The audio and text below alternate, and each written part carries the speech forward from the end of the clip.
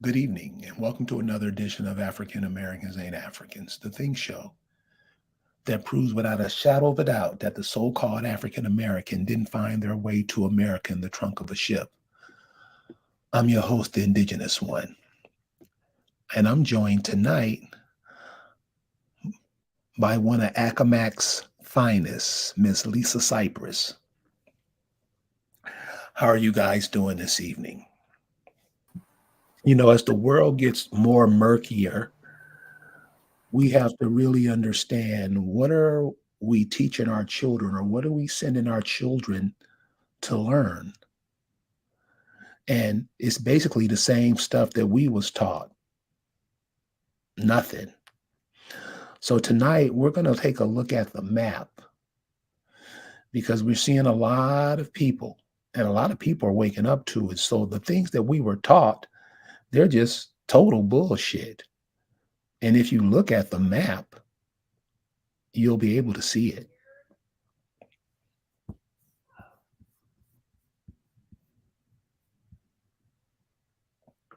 So that's what we're going to do this evening. We're going to look at the map and all the things that we've been taught is real, where we're from, who came over, what happened on this date. We're going to show you. And this is what I mean. A lot of this stuff falls on our lap because we don't look at. We just whatever somebody tells us, we just go with what they say. We don't even look at the map or try to figure things out ourselves. We just do what all African Americans do. They do what they're told.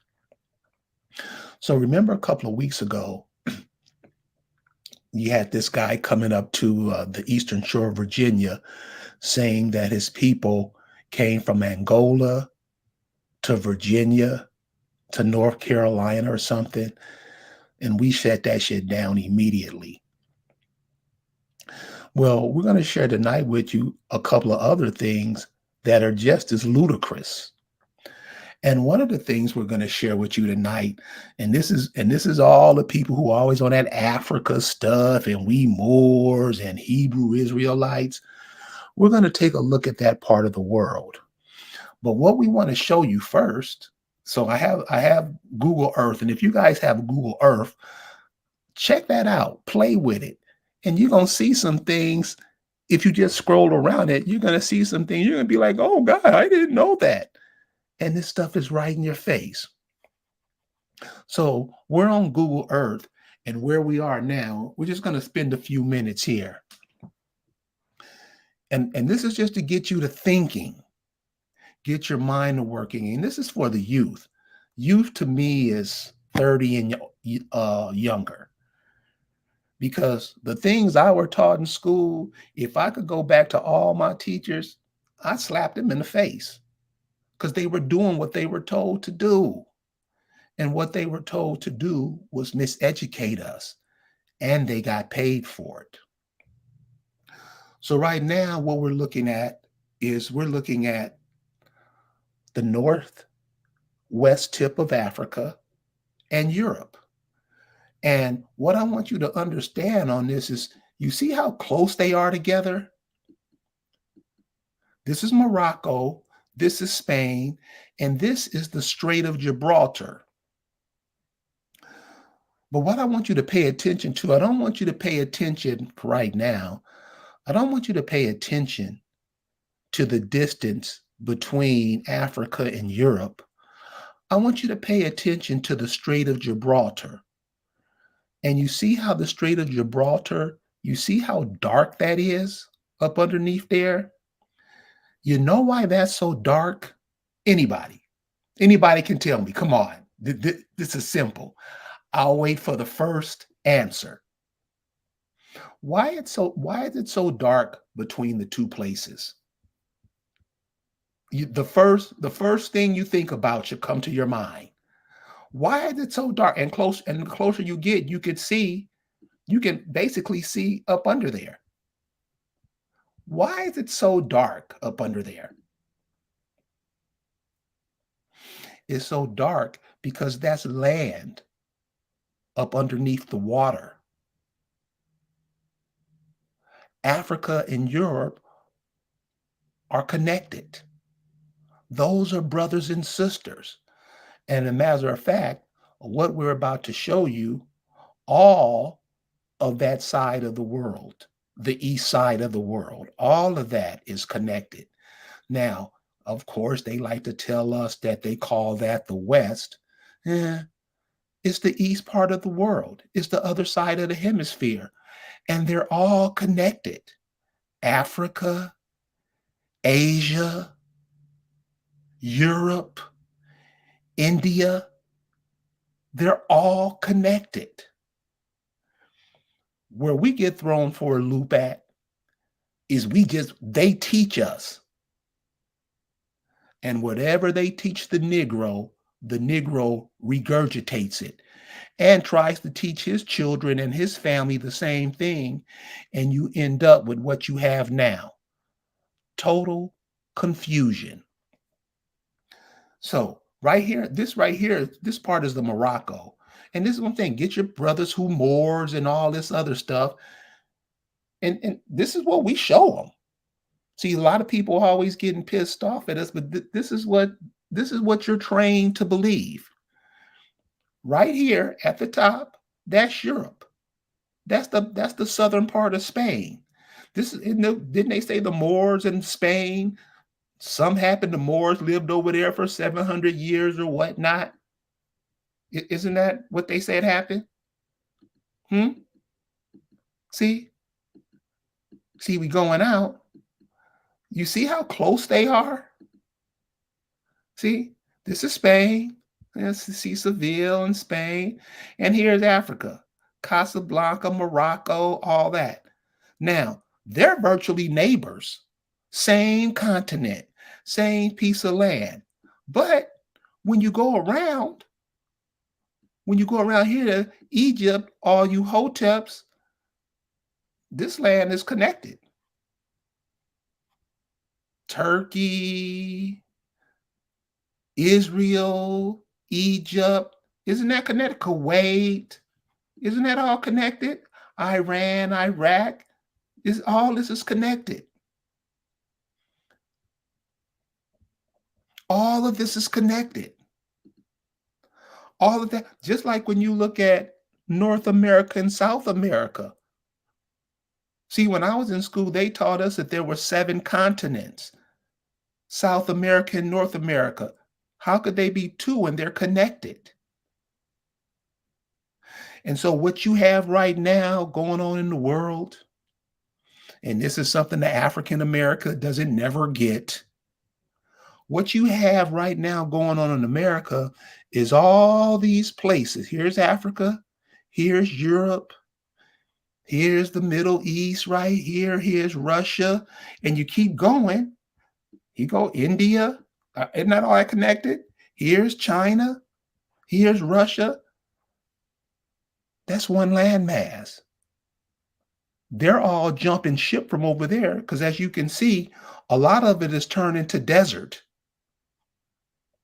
because they have raped the land so much, and they're all coming over here. The first thing is to confuse you, the so-called African American, making you think that you come from over here. And we showed you last week that's a lie. We show you all the time that's a lie. So you have this part of the world over fighting against this part of the world. By the way, this has the most fresh water in the whole world, North America, and I'm sure South America is up there too. So this is something that, please teach your children this, because we say that we came from over here, we came here on a boat. Look at that. Took a boat from here through hurricanes and came to America. That's what you were taught. I haven't found no one, nobody that could verify that story. Because all you have to do is tell the African American Negro, all you got to do is tell them something. Yes, boss, that's how it went. That's how the African American moves, not just on where they're from or who they are or it's anything. Any of the 9 areas of people activity, whatever a foreigner tells the Negro, yes, boss, that's how it went. So these are some of the lies that you were taught in school. And as you grow older, you never look at a map, you never think about it. You take what they say and you will defend it with your life. Matter of fact, you will send your children over to the other side to die to lessen the population over here. Plus, you kill each other 24/7 to deplete your numbers over here. This is where the African American is today. Miss Cypress, you may have the mic now. Okay, I'll say yo, Kayuk, everyone. But yeah, no. I mean, it's all one. It's very obvious that that area is all one place. And these people are all related and very different from the way we are.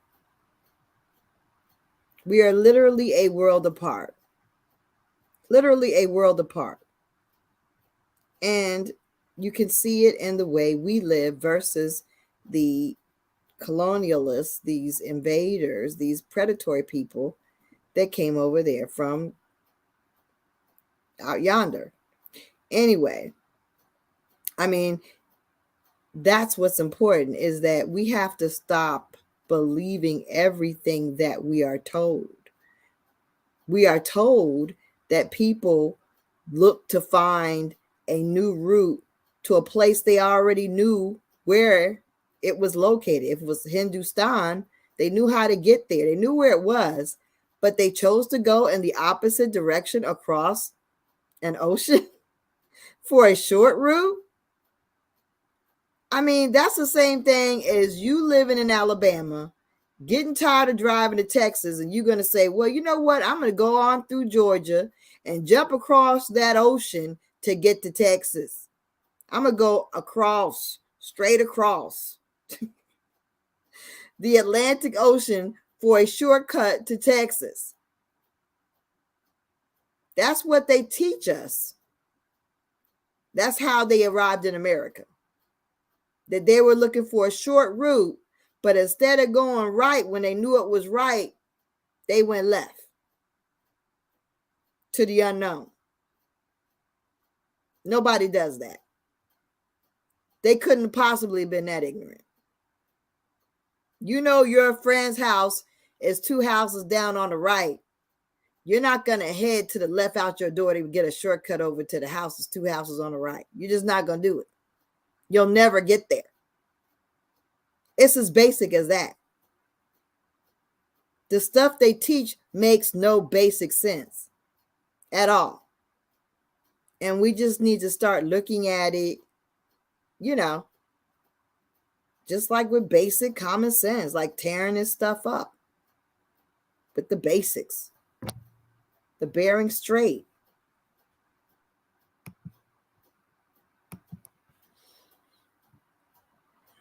I don't see where's the Bering Strait supposed to have been. Carrie, help me out. Where is it's right by Alaska. I'll put it up. I'll put it up on mine. Okay. Yeah, man. This is the kind of stuff they tell us. It'd be a total lie, but we'll go ahead and make sure the lie is told. This is what we do. This is what the so-called African American does. So here goes the Bering Strait, and this is where they tell you that the Native Americans, where they started from. Now, here's Alaska right here. Here's the Bering Strait right here. Check this out, y'all. This is what I mean. I don't see any land under there. This is the Bering Strait. Now they'll tell you all it used to be a land bridge there. So remember how we were looking at the Gibraltar, the Strait of Gibraltar, and you could see that there's land right underneath there. Where is land right here? And how did these people? So you mean to tell me these Native Americans, because we so twisted, we call ourselves Native Americans. That's how That's a twisted whole we. nother thing. Yeah. Yeah. So they came across here, got here. There's no bones or nothing, no people. How long? This is the kind of shit they tell us, and this is the kind of shit we pass down to our children. So these people came all the way here. Now check this out. Now Alaska is bigger than Texas. These people came all the way from all here, came all the way down here, and populated North America. No. Okay. This is what they tell you. And they walk that way. Yeah, they walked. Now, this is Alaska. They all walked all the way through here and ended up here. All the way through Canada and ended up here. Well, let's say Oklahoma. Really? This is the kind of shit we teach our kids. This is the kind of shit we teach our kids. And then they'll tell you, oh, we Texas. We done got down to Texas. Guess what the Negro does? Well, that one they say. Yeah. This is how easy you pimped. And then you mad because somebody found out that they made an ass out of you, and now you mad. This is so let's look at this. Let's back out of this a little bit. These people came all the way up here, came all the way down here, and they are the Native Americans. But you came all the way from over here, from here, took a cruise all the way up here. Now remember, hurricanes going on half of the year, coming straight across here. You came through hurricanes up to North America. This is what your professors teach you. This is what all those hoteps teach you and talk to you about. Hebrew Israelites, Moors. These people are here to fuck your mind up. And they do a damn good job. And all you do is swallow what they say. And you wonder why we're in the position that we're in?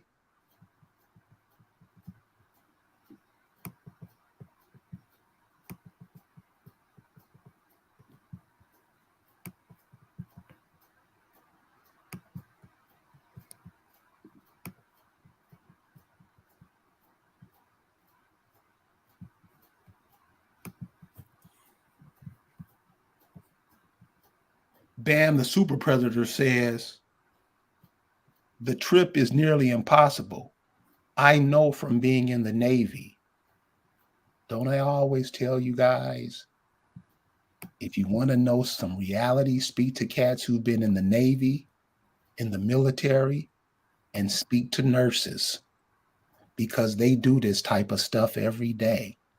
This is how we're tricked.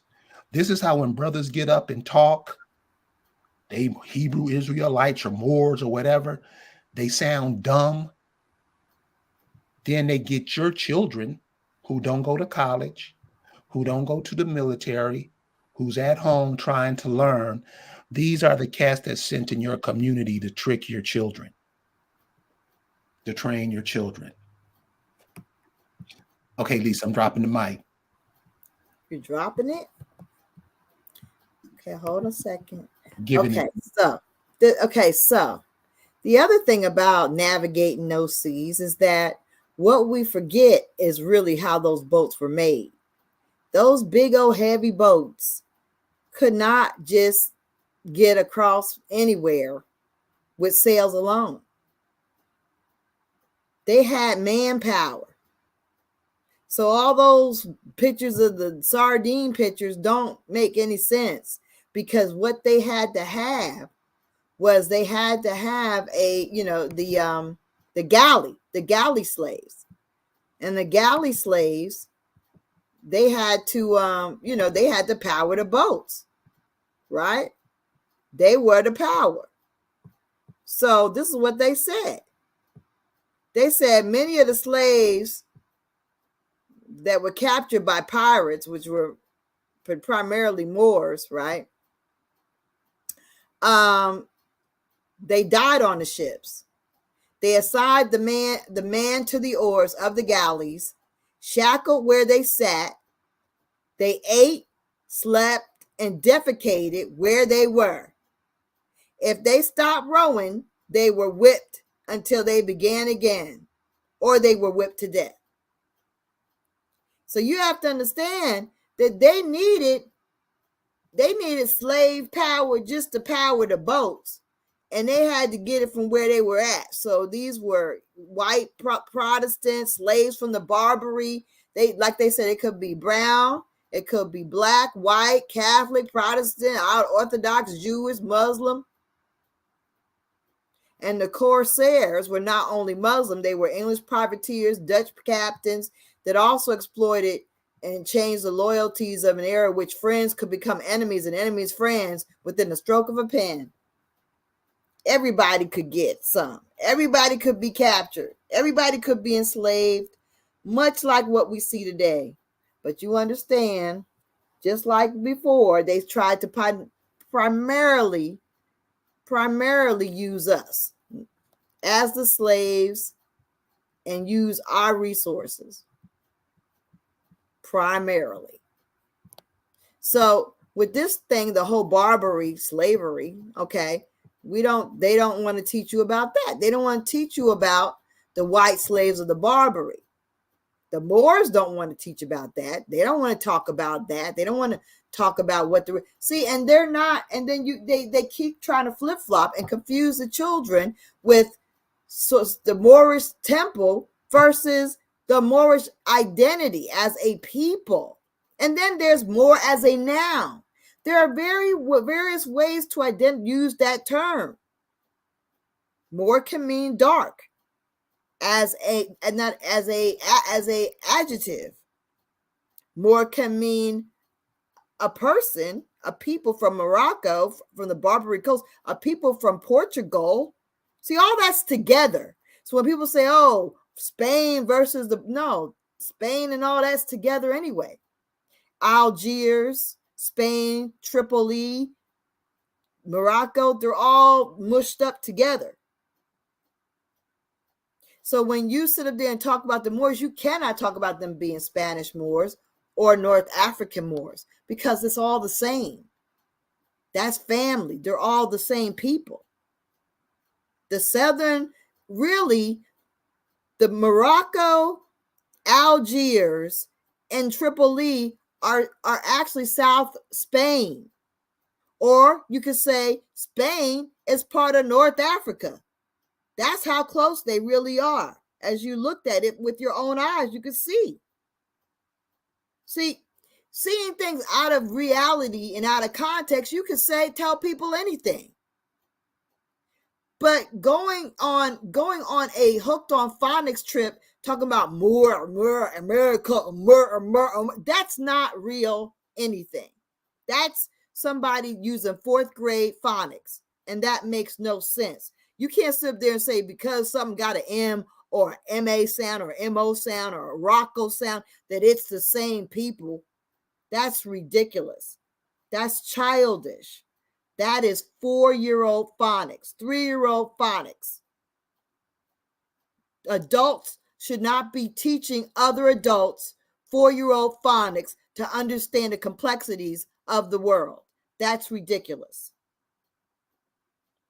A Moor is an actual people with an actual place in the world that is theirs, identified by Morocco, by the Algiers, by Spain, by Tripoli.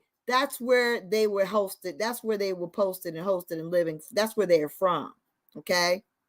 So these people were enslaving folks. Now, if I'm on this, but when we go back to the map and the indigenous one can show you, how that area looked.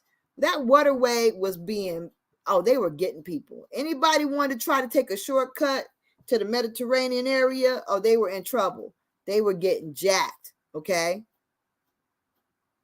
Slavery is a long-standing thing, but it was really bad during the Barbary slave trade. They said up to 1.25 million Europeans were enslaved by Barbary pirates in North Africa. They were enslaving their cousins. 17th century Barbary pirates, let's say Moors. Let's call them what they are. These Barbary pirates are Moors. They raided coastal cities in Italy, France, Spain, Portugal, even England and Ireland. In one Irish town, the town called Baltimore in Ireland, practically every inhabitant was captured and used as slaves back in Africa or on sailing ships, never to set foot in Ireland again. They were sent as slaves back into Africa. They were sent to Africa as slaves.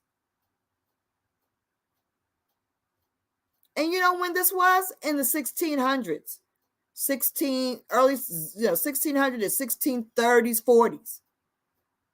Meanwhile, they try and talk about the first Africans came to daggone Virginia, which was a damn lie. They couldn't bring nothing to Virginia.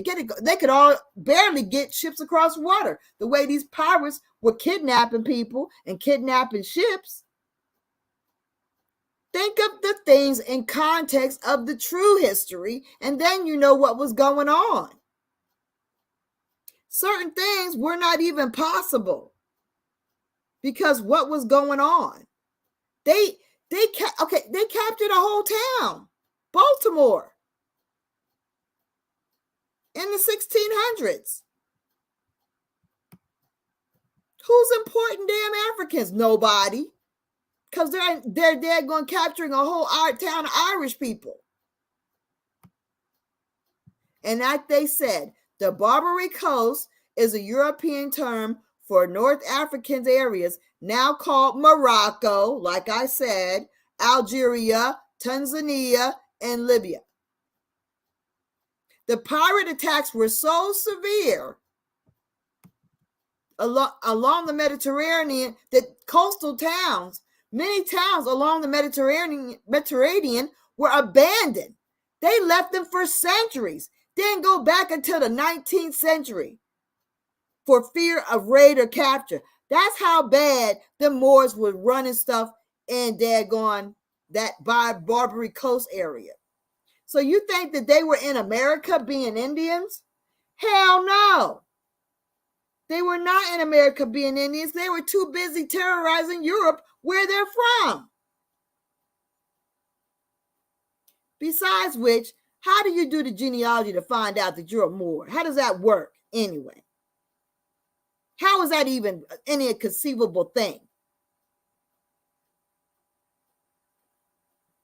They were capturing everybody. In reality, this article says that the Corsairs were not concerned with race or religion orientation. They captured slaves in Barbary could be black, brown, white, Catholic, and I went over that before. So this is the thing. We got to be understanding what was going on. That it kept on going. It started in the 1600s, but it was still going crazy in the 1800s.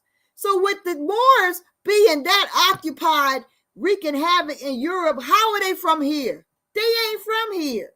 They was doing their dirty work at home. That's where it is. You don't have gangs going out of they don't even go out of their state or they're out of town to wreak havoc. They wreak havoc in their area. That's a gang. The Moors are a people that was wreaking havoc amongst their daggone people in their area of the world. So occasionally incidents continue to occur. until another British raid on Algiers in 1824. And finally, a French invasion of Algiers in 1830, which placed it under colonial rule. Tunis was finally invaded by France in 1881. Tripoli returned to direct Ottoman control in 1835, before finally falling into Italian hands in 1911 during the Italo-Turkish War. That place has been in battle for centuries with these Moors. The slave trade finally ceased on the Barbary Coast when European governments passed laws granting emancipation to the slaves. That's a part of slavery and slave trade they don't teach in American schools. Slavery is about a group of people subjecting another group to a subhuman treatment, whether it's race-based or not. It happened all over the world, and it primarily happened because of and via the Moors in the Barbary Coast. They never want to talk about that. They want to act like they built everything. How you building everything when you terrorizing and robbing everybody? You ain't got time to build nothing. See, people have a nature. People have a nature, and it shows. Now, when you look into the Negroes' history in this country, you see how much we have a nature of inventing, creating. We're a creative, inventive people. We're always developing things. And we stay in our homeland. And we stay amongst our people. We actually flee and when we have an exodus from a territory, we go with each other. We cannot say the same thing about Moors and these other predatory types of beings. These entities are different. They're different. They don't have any allegiance, and they don't have any kind of connection to the Americas, because the Americans are a very peaceful type of people. We fight when we need to fight, but basically we're gonna use the law. We've always used the law. We use the law and we use logic before we're gonna go and just slash and burn and take. That's not the whole taking. We didn't go all over the planet taking anything. Moors did that. And for them to say that Moors left America no, Moors aren't from America. That's not even the nature of the daggone Americans. It's not. And that we probably need to sue them for that defamation. I'm on a defamation lawsuit kick, and maybe we need to put a lawsuit against these Moors for defaming our character. Okay? Because I've got a couple of suits going. So let's add another one. Because this is some bull. Stop defaming our character. Stop calling yourselves us. You are pirates. You are people that plunder and rape, and you are in the trade of slavery, and you are in the trade of daggone humans. That's what you do. You're body snatchers. You not only do you snatch real humans, but you try to snatch other people's identity. Stop it. That's what Moors do. And they need to start talking about the Barbary Coast and how their genealogy leads them right back there, because they're Moors.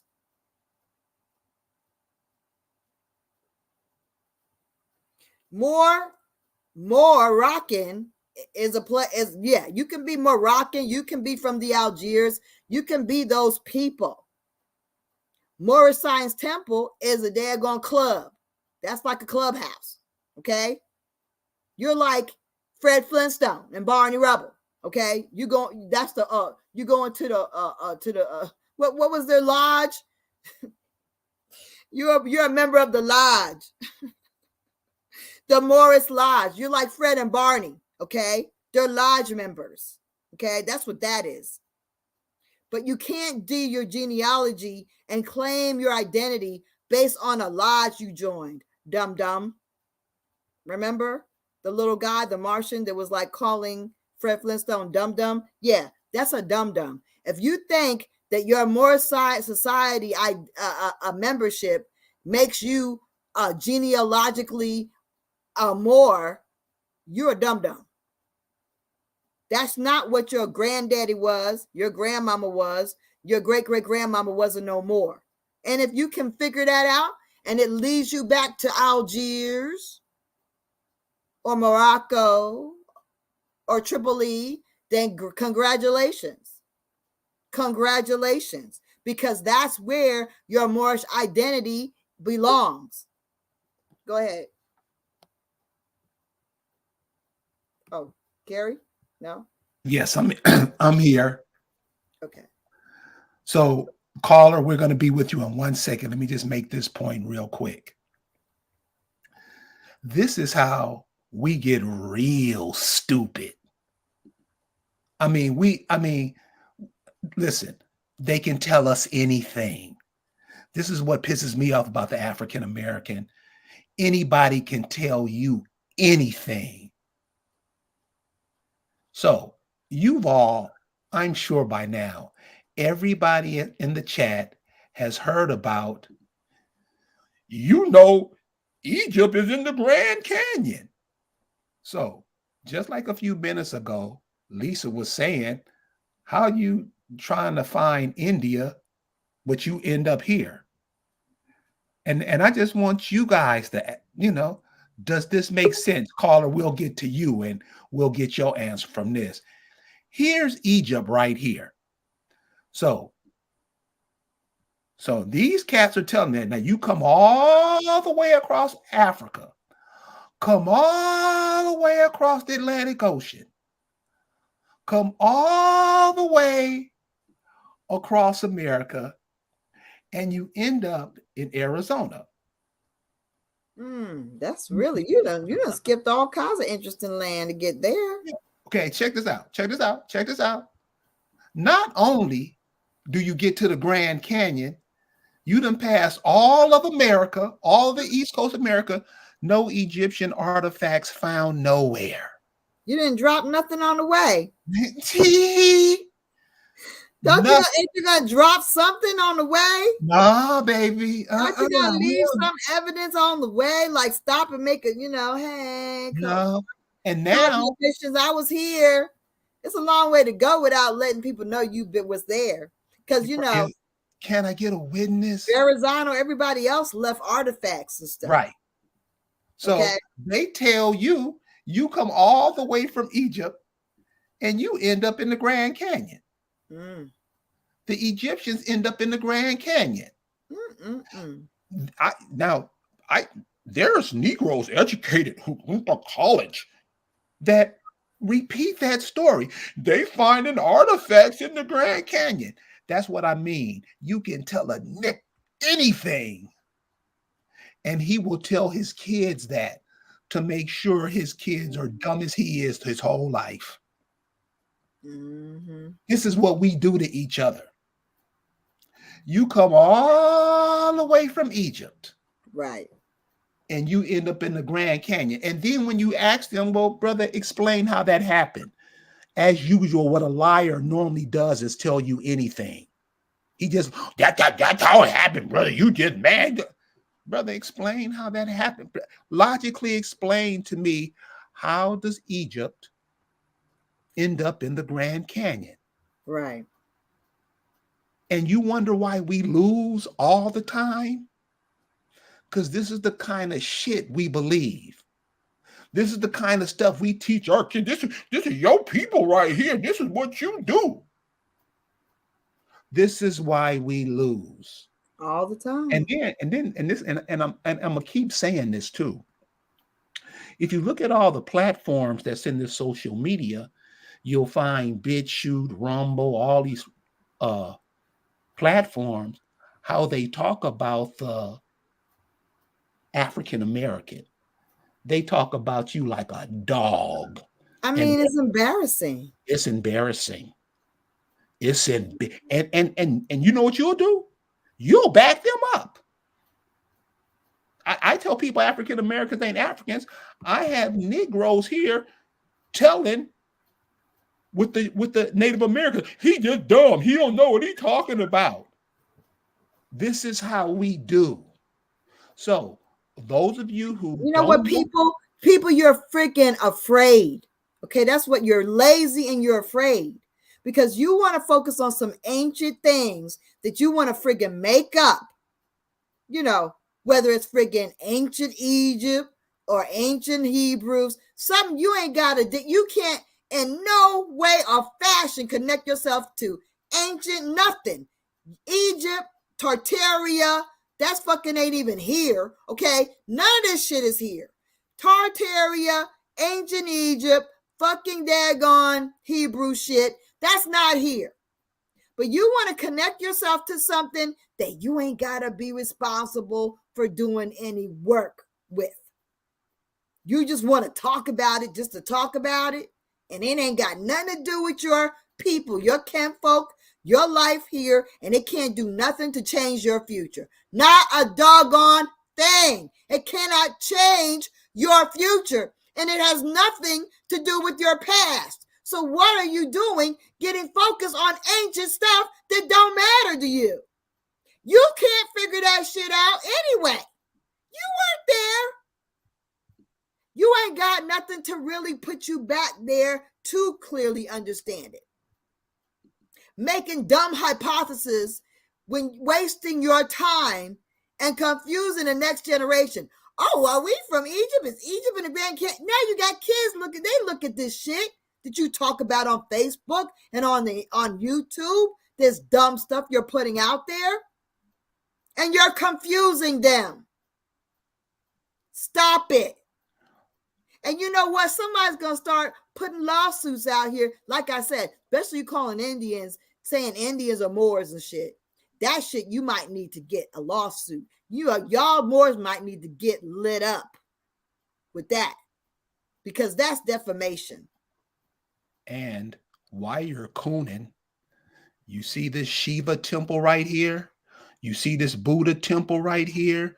You see this Zoroaster temple right here.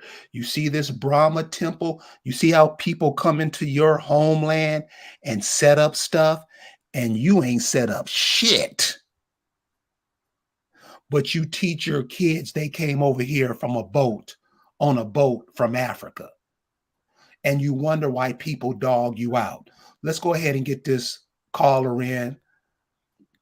Let me see.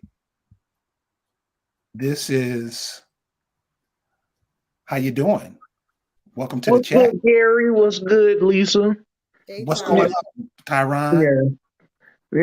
I like to add on to that. Also, African Americans like to misuse mathematics. Like, for example, niggas will claim that we are millions of raped Africans from off of Anthony Browder sex farm theory. But when we look at Henry Louis Gates' own like 2009 article of saying that you're not Indian and you're mixed with African, and he only says like 5% of us is mixed with Indian. But keep in mind, he keeps using that numerology 5%. So years later, when he updated his slave embark numbers, he's used 5% of slaves were actually brought into the United States colonies. So then he says that those alleged Africans that he brought into the colonies are only 92,000 alleged imported Africans out of majority of Indian slaves within the colonies.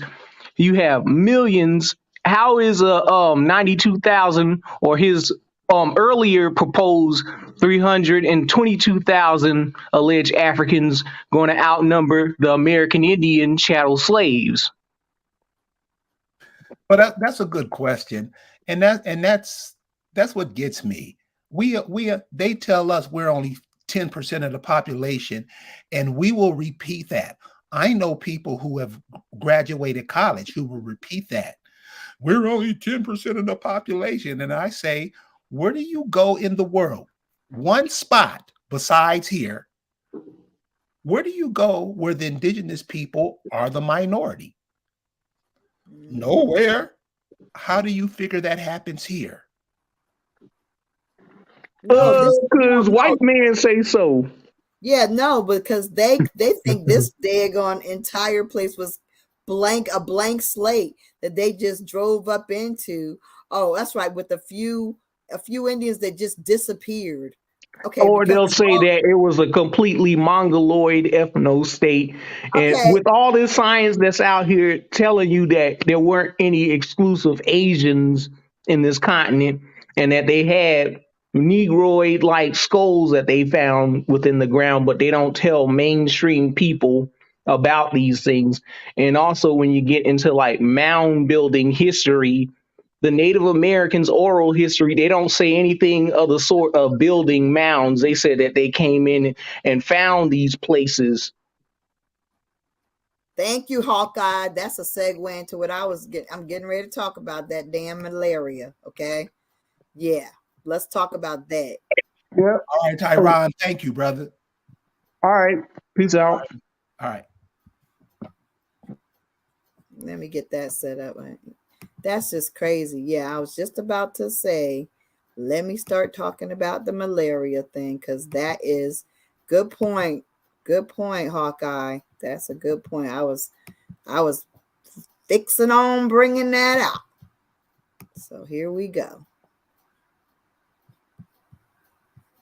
All right, let's get this big. Let's get it on StreamYard. All right. Let me go back to the thing. Okay, here we go. In the process, shape the world we live in today. The way that we trade, where we get our stuff, the language I'm using to speak to you right now, and most of you understand it, even though you don't live anywhere near the place where it was invented. I'm telling you, this isn't far away history anymore. This is the world we currently live in. So let me show you the third and final chapter of how Europe stole the world.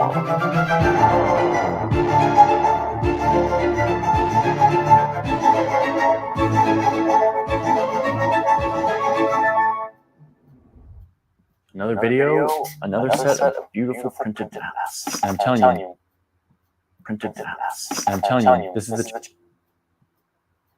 We took off. Okay, let's get up to speed on where we're at. Remember, it all started with Spain and Portugal. They ramped up this colonialism thing back around 1500. And this led them to divide the world between them until other European countries got in on it too. Then the real competition started. The Dutch created the modern corporation, which allowed them to speed all of this up. The world quickly turned into a giant marketplace, run by Europeans with boats and guns and incentives to bring profits to the shareholders back home. This is all a huge part of the story, but I'm telling you, when it comes to scale, imperialism is just getting started. And that's because Europeans are about to level up. We're going to call this Imperialism 2.0, a new way of taking over the world, fueled mostly by technology and a rare cooperation between all of these empires. One British Prime Minister described this Imperialism 2.0 as, quote, the vulgar and bastard imperialism of irritation and aggression, of grabbing everything, even if we had no use for it. But let me tell you, if you're like me and you kind of have a low-key implicit belief that European domination was inevitable and that this was going to happen no matter what, I'm here to tell you that it almost didn't happen. That's because by the end of the 1700s, revolution was in the air.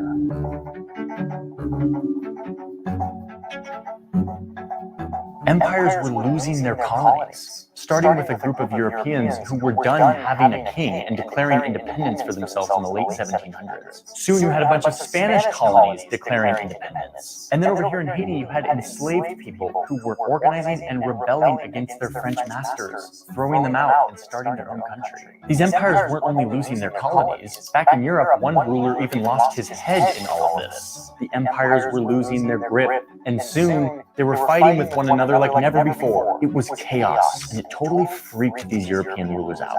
Are they losing their empire? Are they going to lose their reins on power? Is the era of abundance and domination coming to an end? No, we can't let this happen. So they start doing something that was kind of unheard of. Instead of fighting and competing with each other, like they've always done, the European powers start talking to each other. Their empires were in jeopardy and they needed to collaborate, find ways to share power both at home in Europe, but also on the world stage. Soon, this new culture of diplomacy and collaboration would turn to focus on the one continent that none of these European powers had carved up yet, the new imperial frontier, certainly full of resources, but not yet conquered.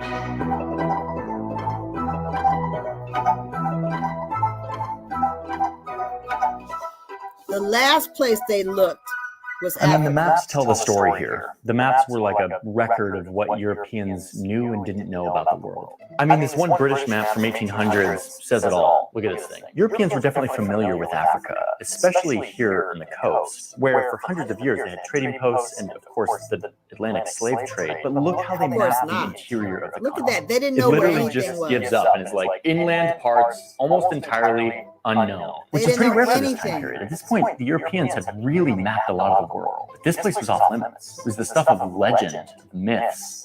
The caption here on the map says that this interior part of Africa may be considered as absolutely unknown or completely unexplored. All we know, says the map, is that its immense and arid sands are intersected with complete collections of the most ferocious beasts and most uncivilized men.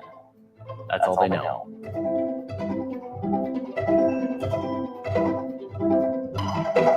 There was a very good reason for this. The fact is that soldiers and explorers from Europe who went into this area, a lot of them didn't come home. Up to 40% died from diseases like the mosquito-borne illness malaria. So much so that this part of the map became known as the white man's grave. The white Totally man's off grave. limits. But that soon changed. Oh, echo. I'm sorry, y'all. Two giant things happen that change everything, completely redirect what Europeans can do with their mounting power. First, these two French guys are able to take the bark of this tree, which had been used for a very long time for a variety of purposes, and isolate a vital chemical called quinine. It combats malaria, the major killer of Europeans in Africa. They now have a white man's shield to protect them from the white man's grave. The door is slowly creaking open. Second, this guy happens. King Leopold II. He's the king of this new country called Belgium, and it existed for like 40 years. It's kind of a minor place in Europe, nothing like these OG colonizers. So it's like 1875, and King Leopold wants. But they do not make it as they please. They do not.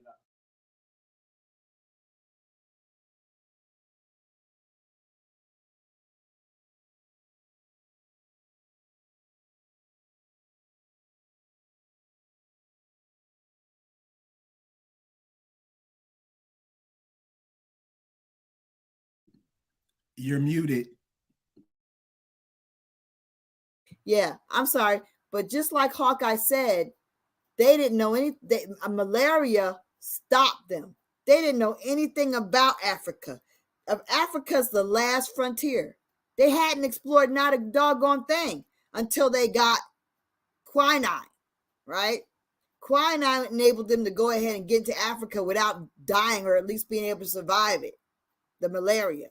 But the reality is this: when you transport water and people, you bring insects. So why didn't malaria devastate the Americas if they brought over so many slaves?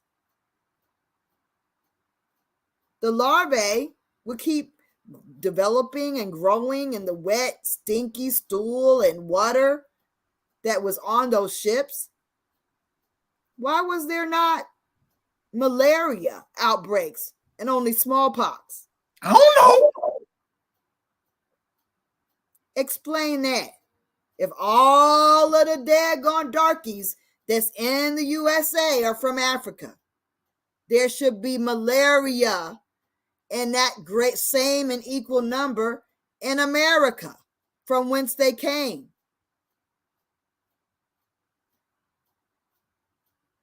Explain. Make it make sense. I don't know. Right. Right. They don't want to discuss that. They don't want to look at that part of anything, right? That's not what they do. They want you to just believe what they say and let it make sense. Oh, yes, of course, Ivory Coast. Yeah, we knew all about that. No, you didn't. You didn't know all about. You didn't know all about anything. You see how they had it labeled like Ivory Coast, this coast. They didn't know nothing about it. They hadn't been all in that either. They didn't know nothing. Did that to Africans, but they doing it to me because I know who they are. And then, shit. Let me get that.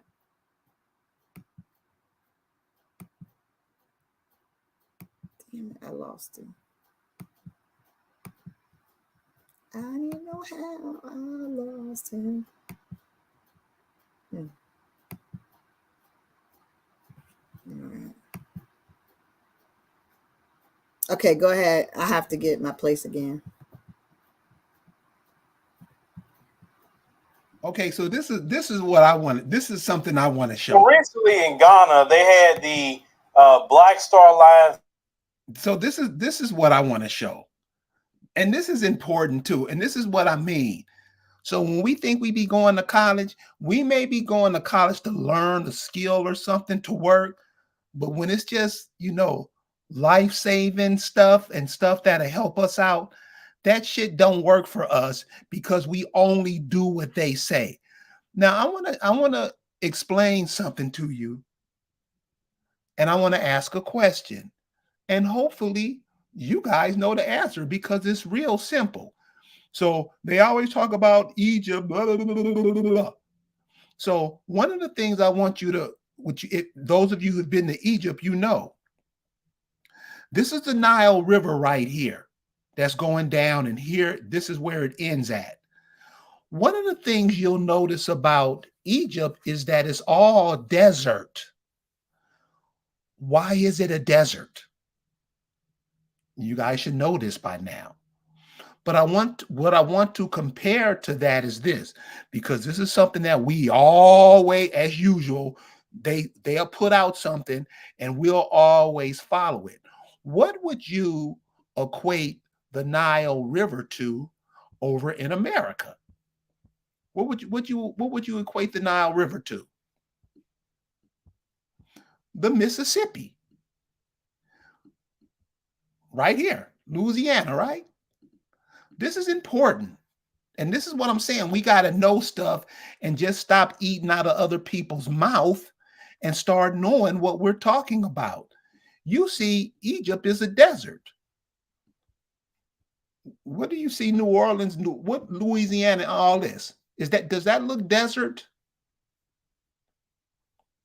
This is where the Nile River dumps. This is where the Mississippi River dumps at. You don't see a desert. Why is it a desert over in Egypt?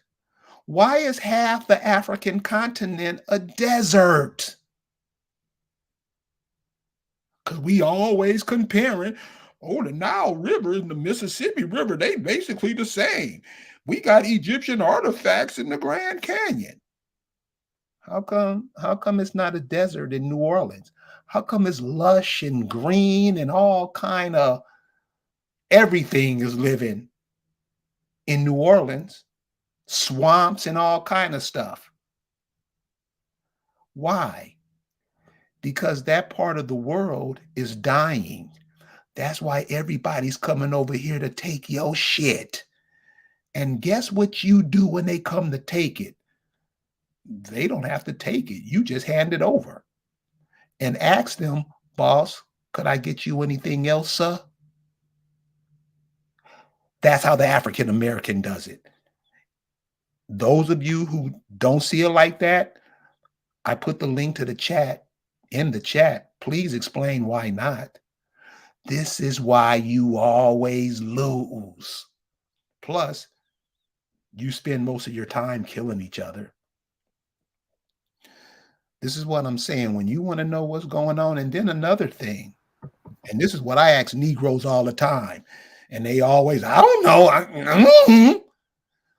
Do you honestly think that these people came over here, Orville and Wilbur Wright, and invented an airplane coming from Europe? Or do you think that technology was already here? Please, we like to hear your views on that. So please call in and make yourself heard. Okay, Lee.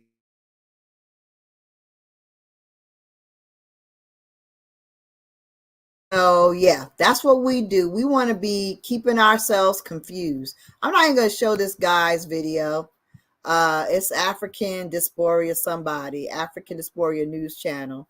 He's an idiot because when you watch his show, especially any day of the week now, in recent weeks, he makes you think there ain't no point in being no Pan-African, even though that's the whole point of his channel.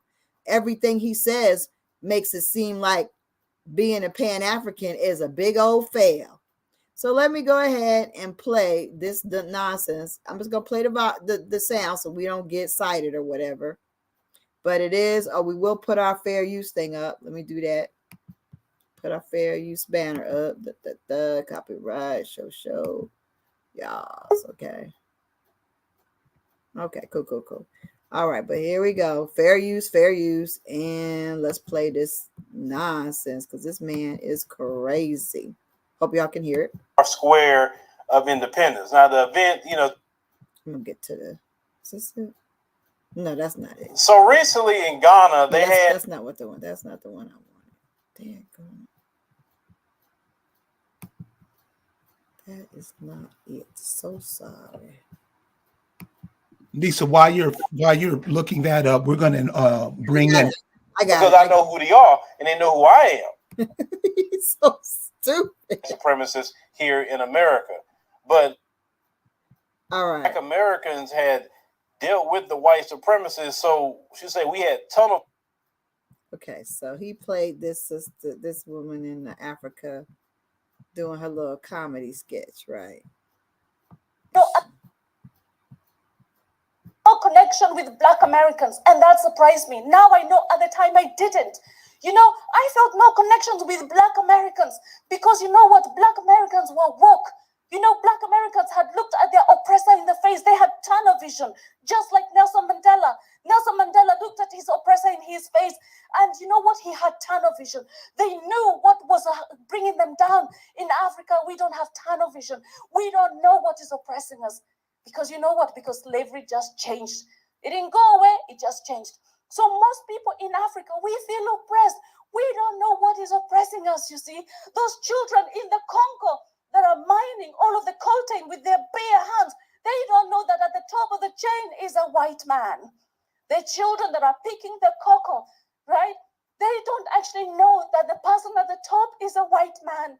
I found out the farm next to my father's farm now belongs to Unilever. That's right. People in Africa cannot afford to buy land anymore. Do you know why? Because slavery never ended. It still carries on. They dump all their toxic waste all over Africa. All your babies' nappies are all over Africa. People cannot farm their land anymore. Do you know? And you know what? Here's a fact. 3/4 of the people in Africa are under the age of 30. 3/4 of the people in Africa are under the age of 30. Majority of people in Africa have never heard of slave trade. Majority of people in Africa have never heard of colonialism. Majority of people in Africa only ever see white people when they're coming to save us. So majority of people in Africa fundamentally believe this. They fundamentally believe that white people are nice. They fundamentally believe that white people will do anything to save them. They fundamentally believe that if they walk across the Sahara Desert, cross perilous seas, the nice people in Europe will be welcoming them with big open hands. I say, if you don't want people from Africa coming to your continent, let them know the real you. That's right. Show them, because information in Africa, history is completely controlled in Africa. We don't learn history in Africa. Do you know what? Show them the brutality of the empire. Show them the brutality of the slave trade. Just show them. And you know what? If you don't want people from Africa coming to Europe, leave Africa alone. So as you heard that, she said that basically Black Americans had dealt with the white supremacists. So she said we had tunnel vision on. She said basically my brothers and sisters in South Africa dealt with the white supremacists, got tunnel vision. But she said, but the rest of the African continent don't have that because they have not really dealt with the white supremacists head on, like brothers and sisters in South Africa have, or how a lot of us have dealt with the white supremacists here in America. But she's completely right. They don't know their history, and the majority of the people on the continent right now are considered young people. And this is why, we was having discussions, me and Sister Wong Yell, about this, and saying, wait a minute, we need to even start talking a little bit more about African history and what these white supremacists done on that continent. Because when that video that came out the other day, where that Cameroonian woman said that she was never a slave, and then you do the research and find out, oh yes, Cameroonians were slaves too. Yes, they were. That's slave food. I don't do that, babe. I'm not a slave. I was never a slave. I don't know how slaves cook. I don't know how slaves cook. I was never a slave. I don't know where my grandfather came from, my great grandfather, and where all their ass came from. Your ass don't know. It's because she didn't know her history. See, we know our history in America, but she didn't know hers. And it needs to be a great education on the continent about what these white supremacists did to them during colonization, what they actually done to them. Okay. All right, ladies and gentlemen, thank you. Okay. This niggy is talking about we need to educate the Africans because they don't know their history. We know ours. Do you see how many? This man got a big subscribership. Welcome. A huge subscribership. And a bunch of dumb bunnies are listening to him talk about things, and he sounded like a buffoon. You are Pan-African, showing us that the Africans don't know nothing about their history, that they don't relate to us, they can't connect to us, they ain't heard nothing about nothing, and we need to help them. Negro, you don't even know who you are. You can't help nobody. But that's what we got going on. Cotton Picker. Let's get Cotton Picker come up. Peace, family. Halito Wagwan to all my American needs out there. How y'all feeling? Honestly, I got two questions for y'all, man. And it's mainly because indigenous, when you always ask the best questions to make us think. So I've come with these questions. You know how we are caught up in these religious cycles and things of this nature. I'm wondering if all life started in what they want to call Africa, then what part of Africa is Jesus from? You know what I'm saying? What part of Africa is Jesus from? And then on top of that, how come we don't never hear about no African getting shot down by the white cop? How come it's always our people who get shot down if we so African? How come the African embassy don't help George Floyd, Emmett Till? I digress. Oh, the first question was what? If all life started in Africa for the religious folks, then what part of Africa is Jesus from then? How come they can't tell us that one? They can't tell you anything because I know they can't. That story, if you first of all, if you read the Bible, if you get past page one, and you don't have no serious questions, you're an idiot. That's for anybody. The average person doesn't read. They don't even read it. They just say what some pastor told them and they go with it. Facts. How a virgin birth? Really? we're still on that? Talking snakes and shit. Yeah, we believe that stuff. I know people, my mama, grandmama died believing that stuff. And talking normal stuff. And this woman had 13, 14 kids. Did you get pregnant while you were a virgin? And we don't get it, man. So what was your second question? My second question was, since they want to be so African, how come when things happen to the Negro over here, the African embassy don't help since we went be so African? Because you're not. I know. And that's, I mean, and I'm glad you brought up those points because this stuff is right in our face, man. This shit is right in our face.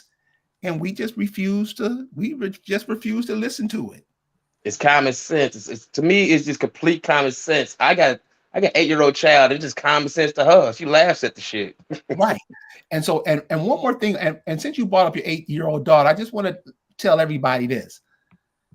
Teach that it's an old biblical saying my mother used to say, teach your kids the way they should go and they will not depart it. I believe that. That's true. When you teach these kids the real stuff when they're young, they will never forget it. They won't. They won't. My grandmother told me a long time ago. And so I'm iron wheels. What they would Yeah. call Cherokee now. So I mean, I've never forgotten that. Yeah, brother. So, like I say, man, teach these kids the truth, man. Don't put them behind the 8 ball like all these other cats do. These Afrocentrics, these Hebrew Israelites, these Moors, these Greeks. Tell them who they are, man. They'll make the world a better place for all of us. It sure will, man. I love y'all show. I'm on here all the time, man. Hey, man, it's meant for you if it resonates with your soul, man. It gives me that tingly feeling every time your show comes on, man. I just hear the truth, So I digress. Thank y'all again. Love y'all to life, man. Peace, love, and life. And I'll be out of here. Love you back, brother. Thank you for checking us out. Appreciate you. Appreciate you all, man. Okay. Thank you. So they just want to lie about everything. And even if we look at some of the simplest things, we're going to see, I mean, some of these dumb bunnies got to wake up. I mean, if we just, all we got to do is shine the light on basic stuff. Like Florence Nightingale. They make her the symbol of nursing. She's everything. She's the first professional nurse. She ain't even in this country. But they make her the first lady of nursing in this country. Why come? Well, I'll tell you why. Why did they make it? This woman, okay, let's get a brief look at her life. Well, she was born in Florence, Italy in 1820. She wanted to be a nurse, but her family wouldn't let her, they said. So then eventually they allowed her to go to Germany to study for 3 months. Only 3 months at a hospital. And then she returned. She became a superintendent of a hospital after that in 1853. So they say, okay? But remember, this is just 1853. She's born 1820. Let's go to this woman. Let me go to her thing. Let me stop sharing this heifer. And let me go to the next one. While you doing that, the first nurse I came in contact with, I was 5 years old, and she was my sister who was 4 years old. And she nursed me back to health. And she was 4 years. Yeah, that's what I'm saying. This stuff is right in our face, y'all. This shit is right in our face. And we always give it away to somebody else. We always believe what they tell us is what we do. We really just want to believe everything they tell us. That is the thing. And then it's hard for us to conceive because, see, this is what they do. They make their history seem like, oh, it's ancient history. Oh, yeah. Oh, the old history of Florence Nightingale, right? That's the old history. Oh, yeah, she was doing things. And what were y'all doing? Y'all were slaves. See, think of it. Think of how we're taught this, okay? We are taught that Florence Nightingale, this is what what does that do to your mind? That you are taught that Florence Nightingale is the first lady of nursing, but you was just a slave. You couldn't even read and write. Couldn't do nothing. Okay. Couldn't do nothing. You couldn't read or write. You weren't allowed. You was just, picking things and being ignorant and being illiterate and nothing. Don't even think about anything else because that's all your people were. Okay. That's what they do. But then they don't want you telling the truth about history because they don't want their kids to feel bad about not a damn thing. Meanwhile, your children are going to school and they're saying, oh, you was just a, and then you got niggas saying you chattel, like you're cattle.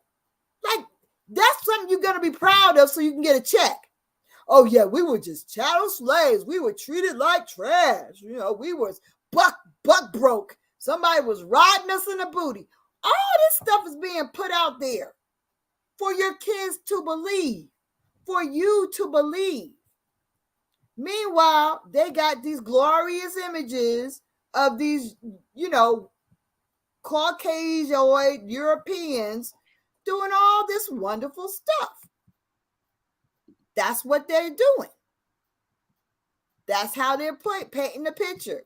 But in the reality, it don't make no sense. And none of it adds up. Not a doggone thing that they tell us adds up. Not at all. Because they want you to think that that's all there is to us, and that's all we got to talk about. That's it. Just remember that and then they lie about it. What the hell is she saying? Yeah. See, they lie about it. So on this side, it's not even right either. Okay. So let me see if I can get this right. Go to her tab, which is here. Yeah, got it. Okay, got you. All right, so let me share that. Okay, sharing it. Go back to stream. Okay, so here we have the story of where's her picture?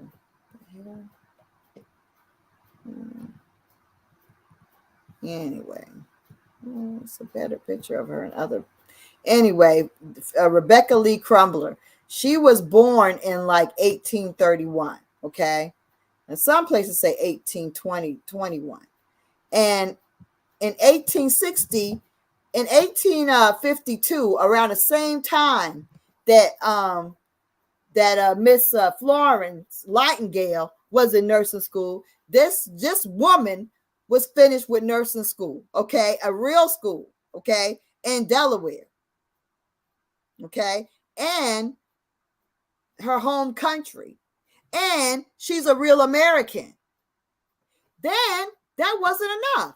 She went on and actually went to medical school in 1860. By 1864, she was a whole MD. She was a nurse and a doctor. Yet what are our children taught about? Florence.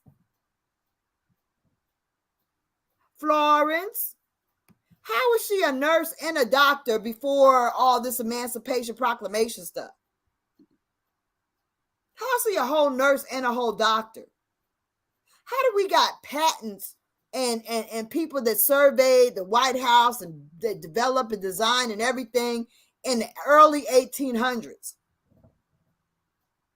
1700s, we got people daggone inventing stuff. And yet we believe this whole out of Africa slave story. And then people want to get mad at us because they think their checks depend on us being some chattel. And you got a whole group of young people who believe they got to keep denigrating their own ancestors and calling them chattel and buckbroken in order to get a check. All the stuff that they've done to us, they've done after the 1900s. The worst that we've had been treated has been after the 1900s and now. From there, then to now. We were doing all kinds of amazing things. And that's only what they allow us to see. Because you know, the inventors and stuff that we are able today go on talk about, and that ain't nothing. That's the tip of the iceberg of what we invented, developed, and created on this planet. They want to credit somebody with the quinine. They didn't invent that shit. You better believe they didn't. You can't believe that they did it. Because they didn't even know how to wash. They didn't know germ theory, but yet they're going to credit somebody. See, so that's why you got to look at everything. When they talk about germ theory, they show you a European. When we was washing and cleaning way before they even came here, for not centuries, for thousands of years, thousands and tens of thousands of years. They don't understand that, didn't understand it at all, didn't understand about genetics. They was marrying their first cousins and sisters and all kinds of crap, trying to get, they thought that was making the blood pure, but then they had all these deformities. They saw us and they saw that we didn't have them.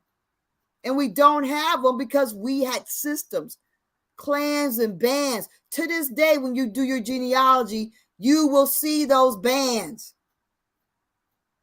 They live in the same area town with your cousins. People that's too close are too close. That's how we did it. Then another band would be farther off. Those are people you could marry. And it's still like that to this day. All the cousins live in the area. I went to school with a bunch of Indians from Georgia. I was telling the indigenous one about them. I said, them girls had hair, like amazing freaking hair. Everybody had hair so freaking thick and long. It was crazy. And they all lived on the same street in New Jersey, New Street in Jamesburg. They all came from the same area in Georgia.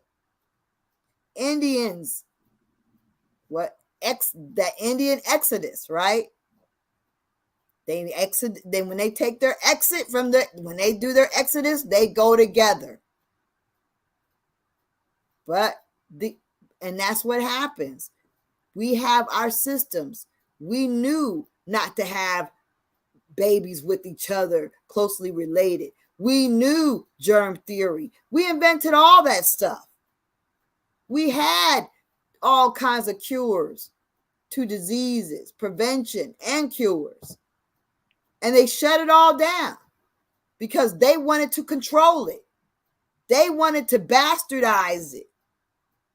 They wanted to Frankensteinize medicine. And we still are living under this Frankenstein medicine. But in secret, they don't even abide by that Frankenstein medicine.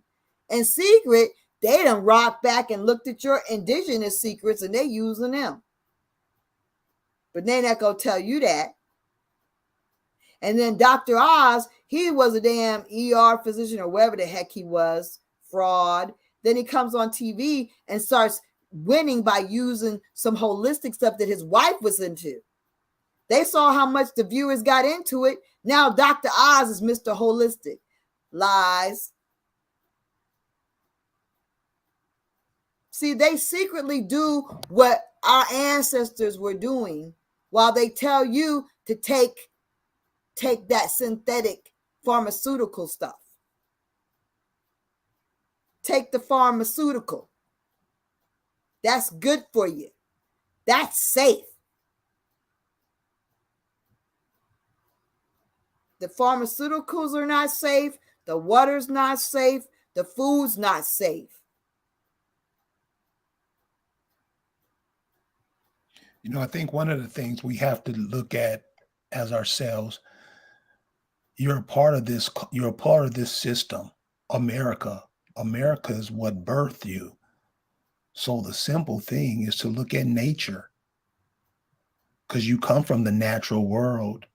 You come from your mama and daddy, but you'll turn your back on that and call yourself a Moor, a Hebrew, a Greek, whatever. Turn your back and turn your children away from who they are. Isn't that what the Negro does? And this is how we always lose. You're looking at the natural world. You're looking at the ants. They never fighting and killing each other. You're looking at the birds. They don't dog each other out. They support each other. You're looking at all the species on the planet that always take care and look after each other. Yes, results. But we do the opposite. That's why we lose. I mean, this is simple shit. Simple. Her mother, Maria.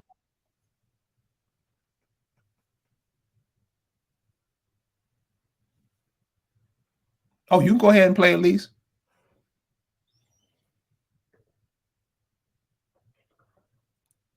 want to lie. We want to believe somebody else's version of ourselves to the point that we lie about our own families, let alone ignoring the truth that's right in our face. Man, we got doctors that predate their doctors and nurses. But we want to worship and hold on high some daggone person. You know, she wasn't even a nurse. She really wasn't a nurse. They call her a statistician. She was a record keeper. I mean, we can't even believe that she was ever even trained, because our nurse, we can know, it's verified. We got the records. She went to a foreign land and they claim she got a daggone, but we don't know that. She's not even from here. And then she went to a country outside of her own to train. Why would she do that? So we can't believe nothing of what they tell us. We can't. But then even in our own families, we remix the truth to fit their lies. We do that just like that guy on the Eastern Shore is going to remix the truth of his people being Accomack Indians and make them into damn from Angola. Gonna pitch some daggone crazy story that he has no legitimate record of. And now those people need to be daggone filed lawsuits on. The Moors, the people that lie about our genealogy, lie about our identity, they need to be stopped. Okay? That's what we need to be doing. Taking action against these folks. It's ridiculous. So let's go ahead and check this out. Let me see. I don't want to get all of it. I just want to get part of it. Oh, yeah. I want to get that story down. Okay. Get it back. Let me get it back a little bit. All right. This was her half-sister, yes. In her early 20s, Craft married an enslaved man.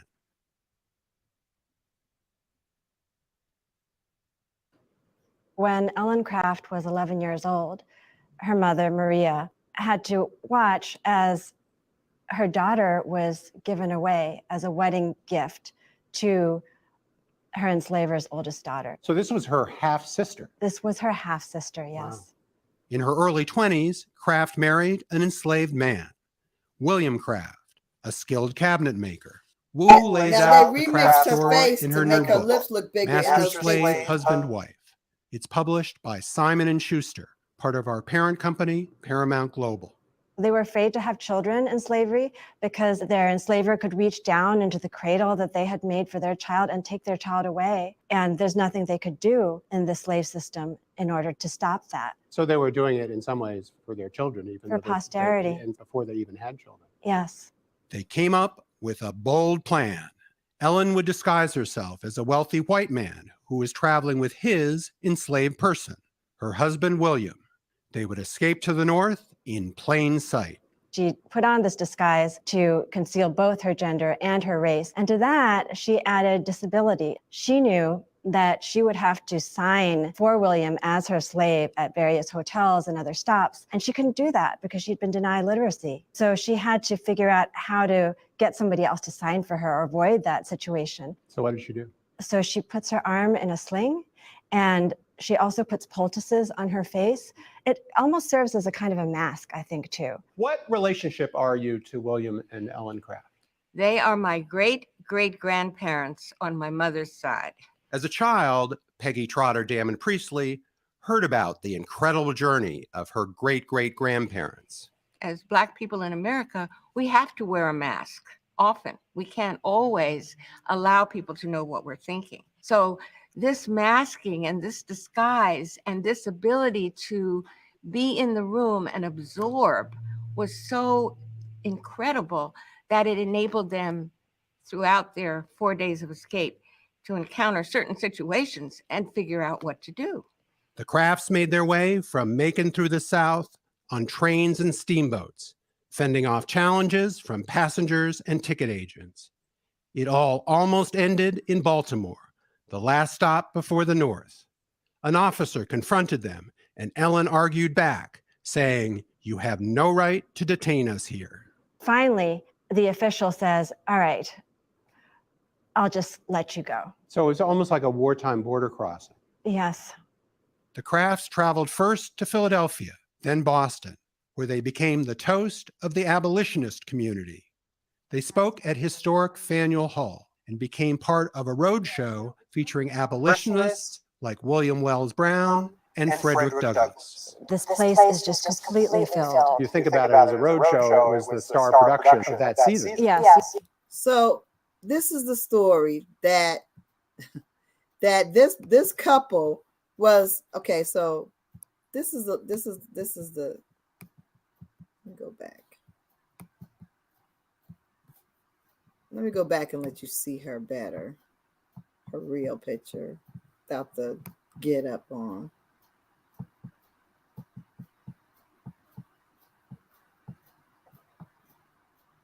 That's one picture. There it is. Okay. So that's her. All right. That's her without the get up on and the drawing of her. That's the photo of her. Okay. This was a straight up white woman.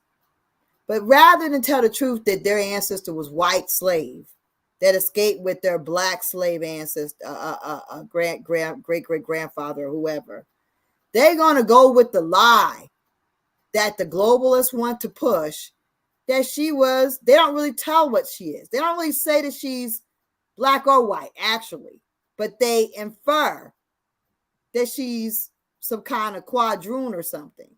But she's not. She's just a straight up white woman.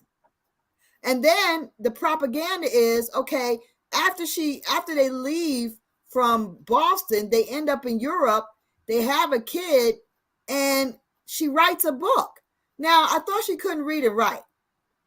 So they tried to make up that she couldn't read and write. They tried to make up that somebody who's a slave in Macon, who has no exposure, knows how to travel on a boat, on the daggone train, and knows how to read signs. And everything else, knows how to read signs, how to get where you're going, the name of towns. You got to be able to read.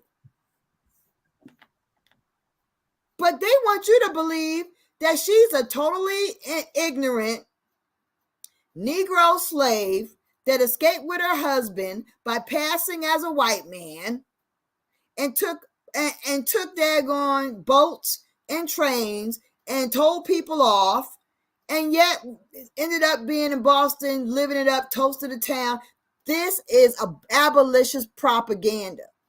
They are propagandists because they wanted to daggone show off that. And really, that's what the real problem in the South was. If they would be honest about this story, the real problem in the South was enslaved white people like her. She was an enslaved white lady. But they don't want to tell the truth about it, so the whole family's lying or not even making a point of that at all. And that's what we're doing. We got whole families lying. Whole families making up, ignoring the truth. We don't want to be honest. We don't want to look things in the face, even when we see it. It's obvious to us. And we got to understand that the whole thing for abolitionists, that was just like Black Lives Matter. They were making a whole lot of something out of nothing. Nobody really cares about Floyd. If Floyd came begging to them on the daggone street corner, nobody would daggone open up their window. It's all propaganda. They make everybody think they care so much about something. They're making something out of something that nobody even cared about. But they did care about white folks being slaves, which was what she was. But they don't want you to know that. They don't want you to know the Civil War was about freeing the white slaves. That they'll never want to teach you. But this story is a perfect example of the need to free white slaves. although it is never outlined like that in this daggone interview. And daggone, if you read her book, I don't even believe it. Nobody who writes a book, I don't believe none of it. Because nobody who writes a book, when they just learn how to write and read, writes the way she did. No one. Especially as an older person, because it's harder to learn things when you're older. She was a kid and learned to write and read, well, maybe. But no, she just learned how to read and write. That's what they're lying about, because she could always read and write when she was a Macon. She was a white slave. There was Negroes going to college during slavery. So they always want to put this whole thing that nobody could read or write, that was forbidden. Okay, yeah. That is a lie. We got people with all kinds of degrees and inventions and all kinds of stuff going on all throughout slavery. Stop lying. But even in this family, they wanted to make sure that they said she could not read and write, so she had to cover her arm. No, that's not why. Why did she need a thing over her face then? She was trying to disguise herself because she was a white woman on the run. So she used the biggest disguise she could, an injured white man. Had nothing to do with her not wanting to write something, because she could write. And when she got over there, she wrote a book, and she was very well written. So she was very well educated. But everybody's lying. And they're all lying to keep us oppressed and confused. And they're willing to lie on their own families to do it. These people are they are diabolical. And we can't let our kids be in their hands. And we have to get in these schools and start saying, no, you're not going to teach this bull crap to my family anymore. Go to your daggone board, to your school board meetings. Contact your superintendent of schools. This stuff needs to be stopped. Contact your state's board of education, your educational people that actually are in charge of actually what does go and what is taught in the school system. They just make decisions about that every year or so. But we have to start taking action. We have to be more than just ears. We have to be more than just mouths talking to each other. We got to speak to the perpetrators. That's how you stop them. You got to speak out to the perpetrators. No more. Y'all gonna get sued. You know you can get sued. You can't call my people your people. You can't defame my people by saying that they were all Moors. Keep your ass over there. Stop lying. Your lies, you are liable. You are liable for your lies. Stop it. Don't slander. Don't defame. Just stop it. Stop lying about your families, because you're lying, but you're affecting the others in your family. Because this lady got a whole lot of white people in her family who know that she was completely white. And you trying to paint her like she was a Negro, but I seen the family tree.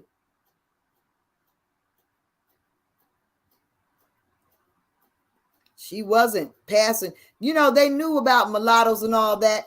And that's why a lot of the first movies, Imitation of Life, that was about people passing.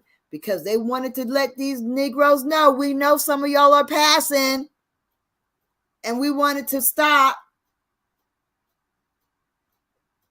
Most of our stars that we see are some kind of Melungeon or mulatto or quadroon or octoroons. They're not purely Caucasian, or else they would be not nearly as attractive. Trust and believe.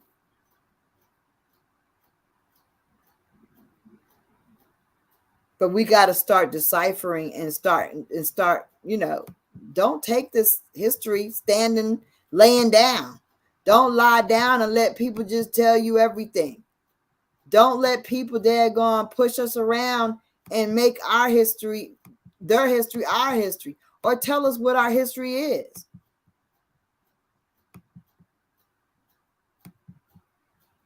Maps. Maps are a good way for you to know the truth about things. You saw how the indigenous ones showed that map. You showed the early maps in on that in that film. Maps will tell you a lot about the way they saw the world and what they called things.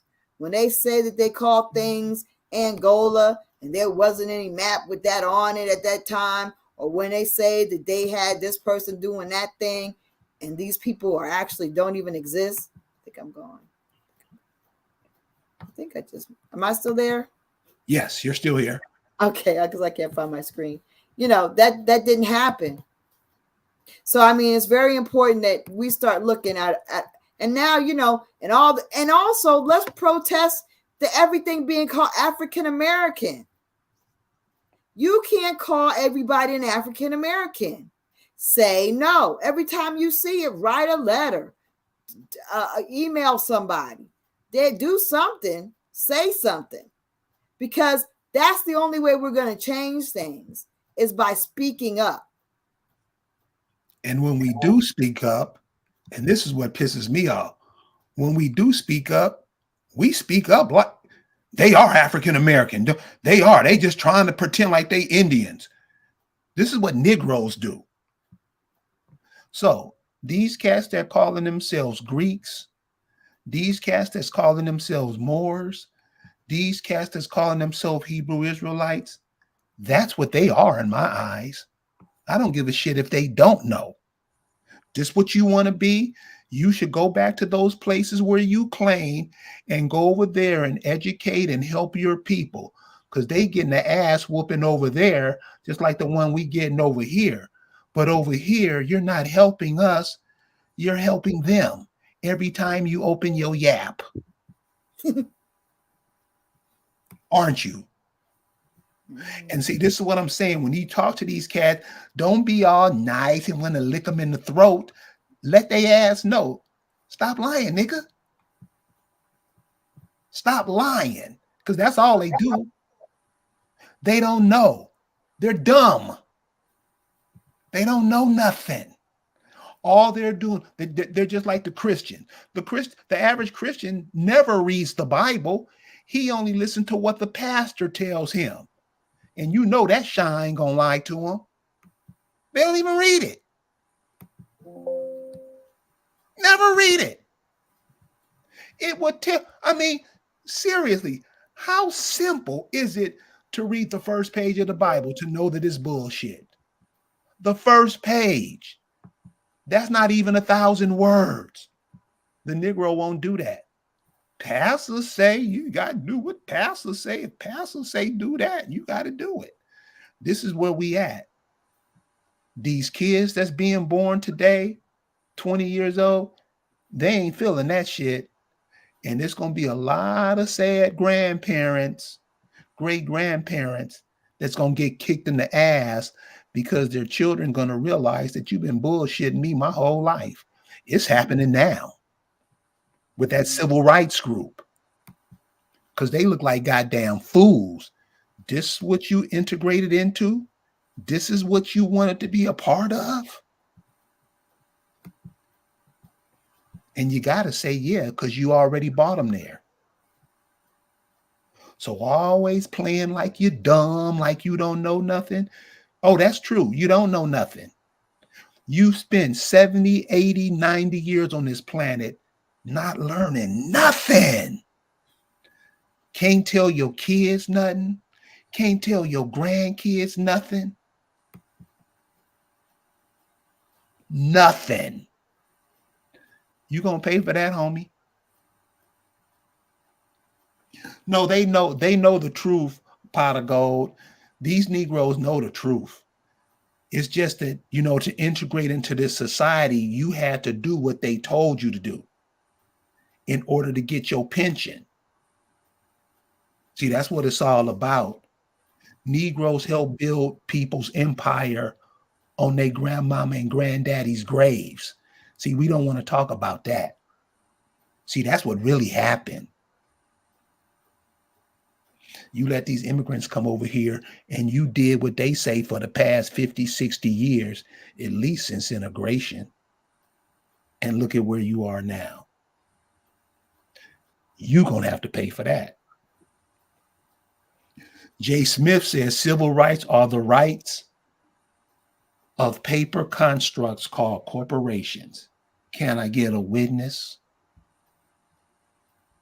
Go ahead and shut it down, Lisa. Hey, I'm just I just want to say that, you know, it's time for us to just start critically thinking. We can't let people give us some daggone hooked on phonics,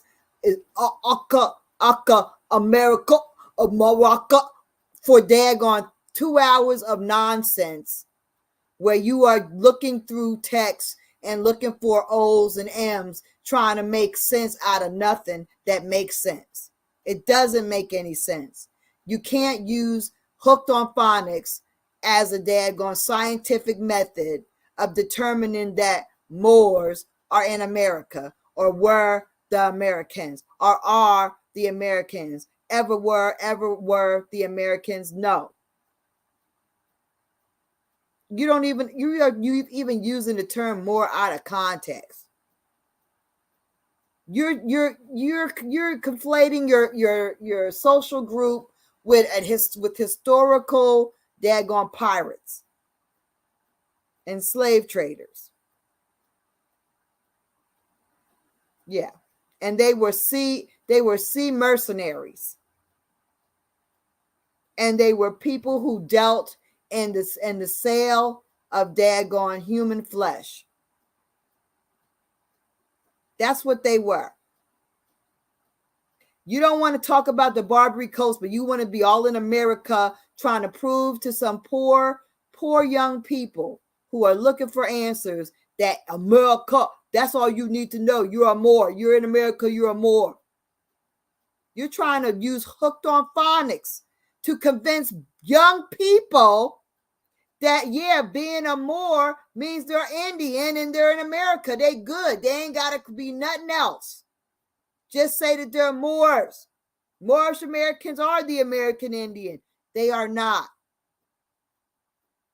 Moorish Americans don't exist. That's not a thing. And maybe you need to be sued to get that through your brain so you stop putting it out your mouth. Stop slandering a people. We have the UNDRIP and the ADRIP, and we have the right to identify ourselves by our ancestral lines, who we are, to define who we are for real. And you don't have the right to defamate that. Nobody does. So all these lies where they're putting you at the back of the line as if you didn't develop anything, as if you had, as if most of the things that we enjoy and we know about and we have, and all these people are taking credit for, did not come from us. That has to stop. These people need to stop lying. And I mean all of them. Everybody can get some of this heat, and they all need to have it. And we need to be given heat where it deserves to be given. To all these liars, they need to be corrected, then shut down. Make sure your young folks know the truth, and don't let them bend your young folks' ear into thinking that they're from overseas.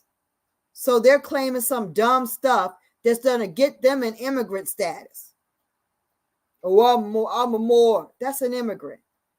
They've determined that in court, that the Moroccans, the Moors, are Moroccan. They're immigrants. So anybody trying to make them, I don't care if you see America written somewhere. That still doesn't mean that Moors are from America, because that's been determined in court. Already done. You can't correct that. It's a recent statute. It's done. It's a recent decision. It's got precedent, dummy. It's got precedent. You can't say that. So stop. And we need to look at everything with one eye open and one eye shut. When we go to our family reunions, we ain't got to be heavy-handed with them, with the Indian stuff, but also be heavy-handed. Let them not know that we ain't African Americans, that's for sure, because that makes us immigrants. If there's anything you can accomplish by being amongst your family, you might not get them to understand being Indian, but you dogs on shore better let them know. Don't call yourself no African American, because if you saw those videos, you saw how the African Americans act, and they know who they are. And it ain't you. And you don't want your family getting lost in immigrant status. You don't want that. But I do encourage everybody to do their genealogy. But this also, plan your rest of your year around the family reunions. Look on Facebook. See your family names. Look for the people from your area of the country and hook up with your family, with your people. Go to the towns where your great-grandparents came from and go to some family reunions, man. That should be your family trip. Visit the sites, because most of the sites, and anytime you see a grist mill or some of these historical sites, that's you. We did the milling. We did the farming and we did the milling. If there's a grist mill, that's Negro. That's us. And a lot of them have been taken down. But there's a few around. So, go to your indigenous sites and stuff. Go to your mounds, do whatever. But I'm saying, go to your graveyards, your church graveyards, whatever. But you need to start looking into your families.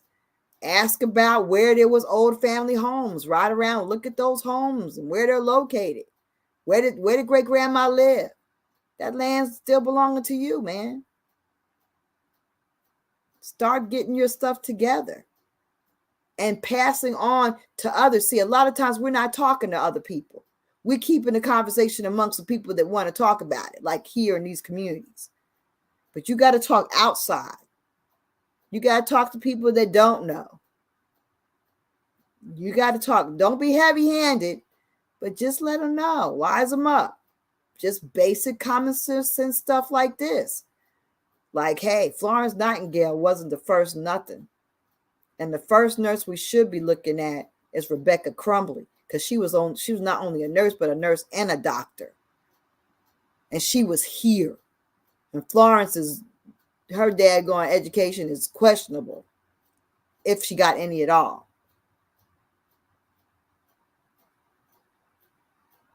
All right, that's all I got.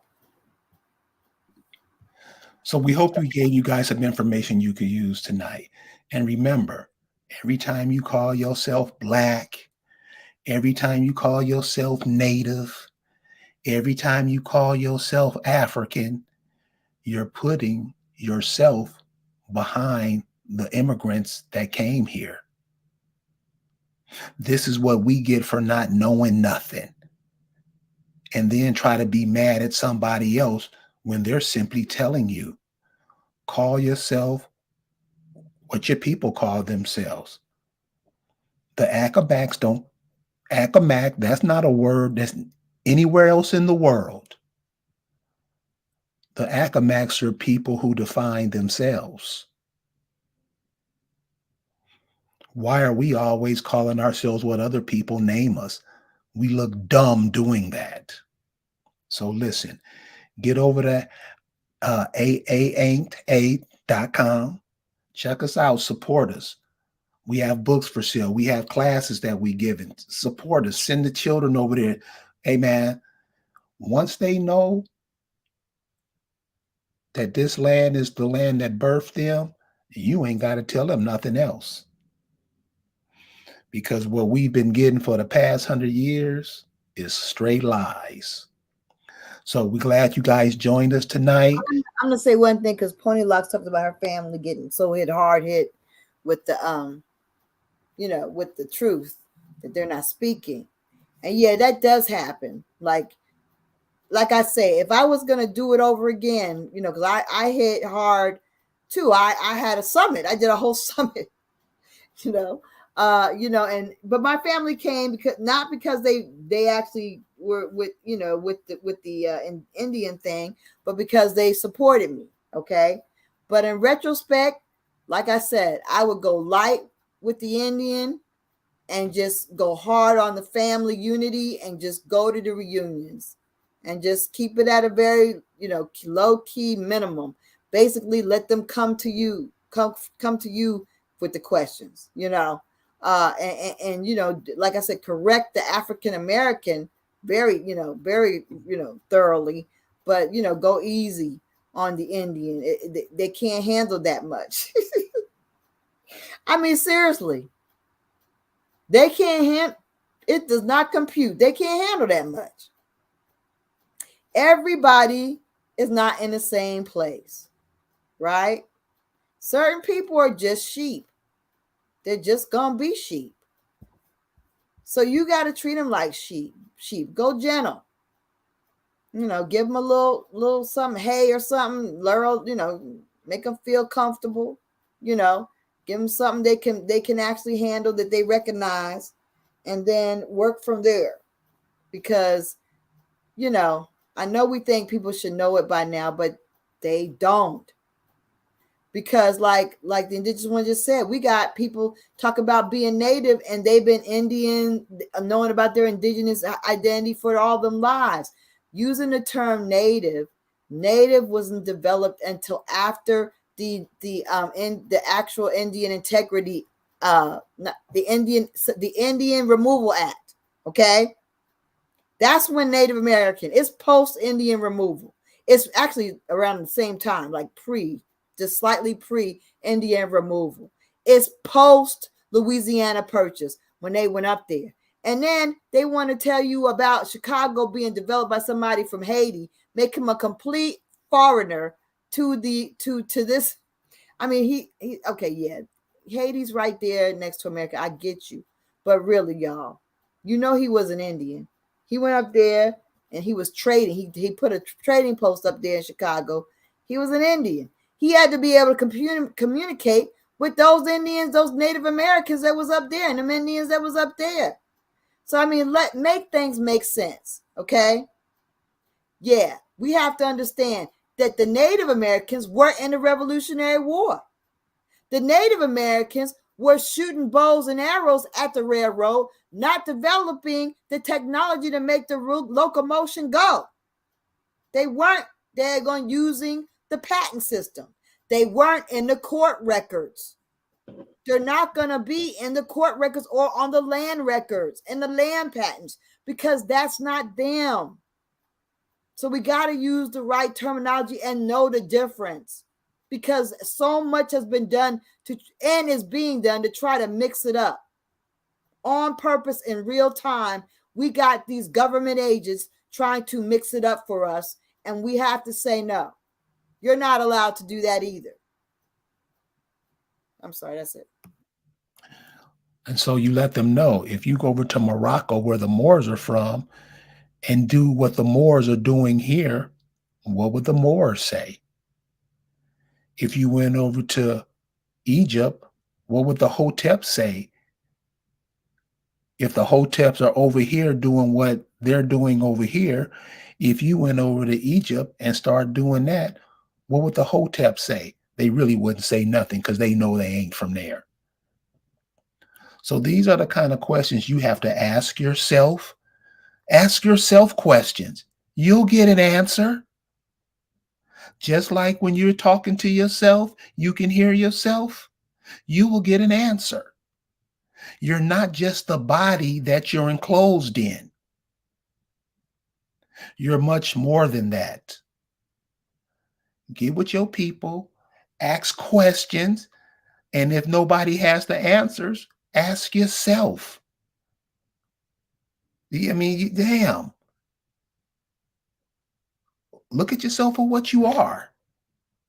You would turn your back on your mama, daddy, grandmama, granddaddy, great grandmama. You would turn your back on them and pick up some other bullshit. You're going to have to pay for that.